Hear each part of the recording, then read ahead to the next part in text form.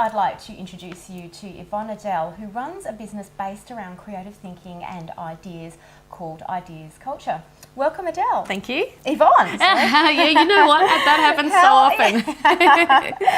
Look, congratulations on creating a business in an area that I know is often considered the domain or the patch of those in academia, and certainly the policy wonks think it's their thing.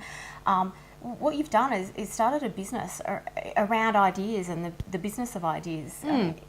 What made you want to do that? Well, I was doing technology before that. It was everything about technology, and I was sort of helping people to understand technology, and that's what I like to do, is to help people find the answers to things, and whether it be technology or mates who are having trouble coming up with a solution to something.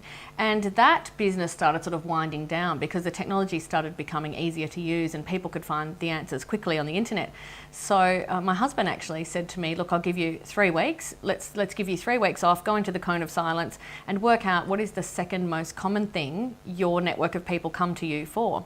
And I worked out that it was ideas. And it really is just simply that I just don't take no for an answer for anything. I think that there's a way out of everything. And as it turned out, I seem to have my own little method of generating ideas quickly. So I wanted to do that. You do have a famous a persona that goes back into your history that you're sort of referring to there, called Ms. Megabyte.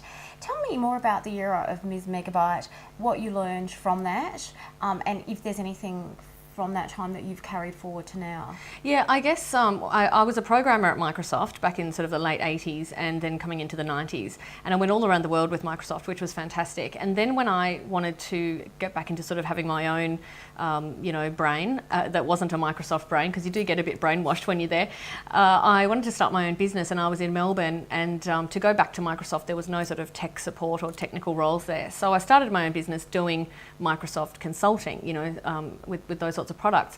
And I found that I was really enjoying working with business people and getting them untied, and unpacking the issues and leaving them with sort of automated systems and that sort of thing.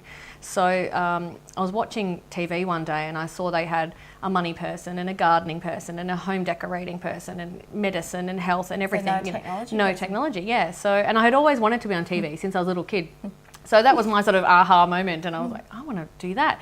So I just waltzed up, to the producers and said, well, obviously you've got no technology, and that's going to have to be me, which is ridiculous. And they agreed. Yeah, not really. It took me about a year of bashing on doors to work out that they were scared of technology and they thought it was boring.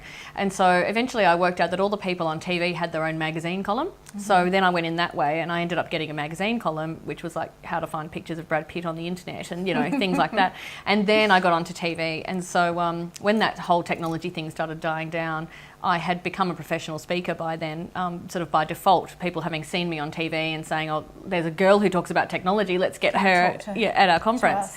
Yeah, so then I realised that professional speaking was the thing I wanted to do. So I started with that when I wanted to do the transition, and then worked out that it was ideas. And I guess the thing that I took from that whole Miss Megabyte era was that if you have the persistence and the Stephen Covey things, the persistence, the belief, the vision and the action, you can get whatever you want. Yeah. So why now you're in ideas now with Ideas Culture? Why is it important, more generally and across business, to have fresh thinking and ideas? Well, the way I kind of put it is that we are scrambling to get the work done on a daily basis. You as an employer, you cannot push your people any further than they're pushed right now at this moment in time. They're working longer hours than they agreed to work. Everyone, we expect executives to work long hours, but even people at those sort of administrative levels and, that sort of mid-management level are actually being expected to get in at 7 when it says on their contract 8:30 till 5. They get in at 7, they leave at 6. They have 15 minutes for lunch. So the only way to actually get more out of them is to teach them to think smarter. And, that can even be working on, brainstorming a way to have a better life balance or whatever it is. But you can't work them harder, you can teach them to work smarter. So it does touch every single level of the business. Whereas the technology stuff was really just the people who were in mid-management, who were struggling to get stuff done, needed help with the technology, but either side of that, they didn't care. So what do you do to help those people in an organisation think smarter, use their thinking capabilities better to get some more ideas that they can put into place around them? Yeah, well, I have this sort of cycle which shows that if we generally start introducing techniques for creative thinking slowly, then the people who take them up become advocates of them, and then they become the little champions in the business. And so this cycle happens where you've got your sort of first level of people who then farm all the idea thinking techniques out to the others, which works really well. But we've narrowed it down to 3 different things that we offer. And one is that we will do the thinking for you in an instant overnight.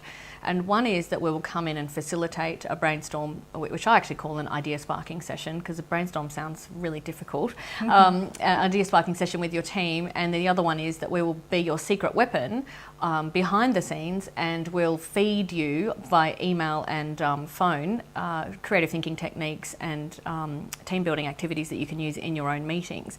So as far as how we teach people to think differently, it could be as simple. One of the activities is just a random word association. So perhaps you're being faced with the challenge of, well, I did this with a business women's networking group yesterday. How can we generate 5 new pieces of business from each of our existing clients before the end of the year? That was one challenge half the room was working on, and the other half of the room was how can we generate 5 new business leads or pieces of business before the end of the year from new customers. And so I just get people to think of one thing that they used today, and that gives them instantly a noun, an object like a tea bag or soap or car or footpath. And then we just do a word association with that. We come up with 10 words associated with that word or any other word. Because the fact is, an idea, the definition of an idea is that it is the connection of 2 things that aren't seemingly related. So if you use all the facts that are floating around in your head right now to try and get an idea for a problem that you've got, you won't get a fresh idea. But if you come up with some random thing that had nothing to do with you at that moment, so when they've created their list, I get them to swap lists. They sort of give the list to one person to the left at their table, and then they've got a list of words not only that they weren't thinking about, but that someone else was thinking about. So then they use each word to generate an idea. So for example, in a group of accountants last week, he had the word tea bag, and he was trying to come up with a way to show his manager how important the documents were for signing off. And he came up with, from tea bag, he went hot, and then he went hot, cold, traffic lights, red, orange and green. So now he's got red, orange and green stickers that he puts on the front page of every document that needs signing. Red if it needs signing today, orange if it needs signing in 2 days, and green if it needs signing in a week. So it's just simple. Solution. Yeah, simple things like that from the word tea bag, So that works every single time without fail. And that's, one of about 90 different techniques that we use. Is this because people become too locked into a very small range of ways of thinking in their work, and the work does that?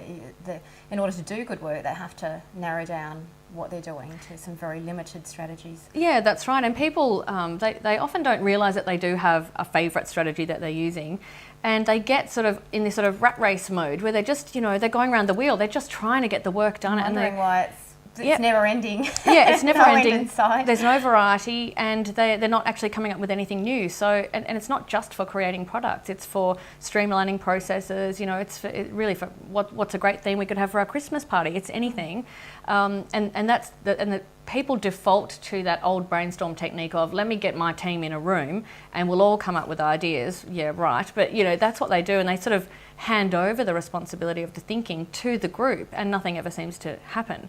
So one of the very important things that I teach is that you must brainstorm solo first, because it has been shown that you'll get 80% more ideas. Even if you're in a room with a group of people, everyone brainstorms solo first, and then you share your ideas with one person, and that sort of organically grows the idea, rather than half of the room going, oh, don't come to me, I don't want to say my idea.